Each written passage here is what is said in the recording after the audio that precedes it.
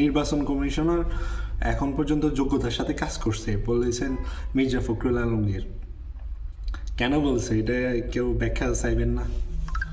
যে ইসি গতকালকে 1700 কোটি টাকার ঋণখেলাপি থাকা সত্ত্বেও একজনের নমিনেশন বৈধ করে দিল, কি জানি কয়, এই শর্তে যে টাকাগুলো পরিশোধ করে দিয়ে। তারপর দুই দেশের নাগরিক, যৌথ নাগরিক আছে, তাদেরকেও নমিনেশন বৈধ করে দিতেছে।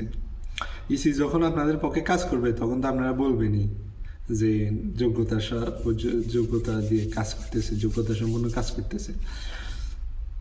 বুঝছেন? এগুলো ছাড়ে না। আপনাদের বিএনপিতে অনেক যোগ্য লোক আছে, তাদেরকেও নমিনেশন দেন।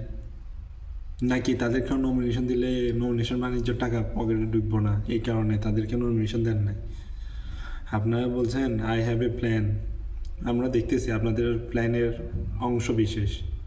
নির্বাচনের আগে অলরেডি 5,000 কোটি টাকা ঋণ খেলাপি হয়ে গেছে। আর এটা তো ওপেন প্ল্যান আমরা দেখতেছি। আর বাকি কি প্ল্যান আছে এটা তো আল্লাহই জানে। জনগণ এগুলো সহ্য করবে না, বুঝছেন নি? জনগণ এগুলো মেনে নিতে পারবো না।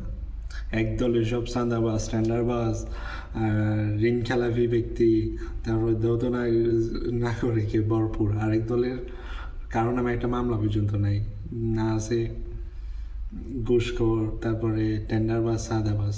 মানুষ কেমনে বিশ্বাস করতেছেন যে ফেয়ার ইলেকশন হলে আপনাদের ভোট দিবে?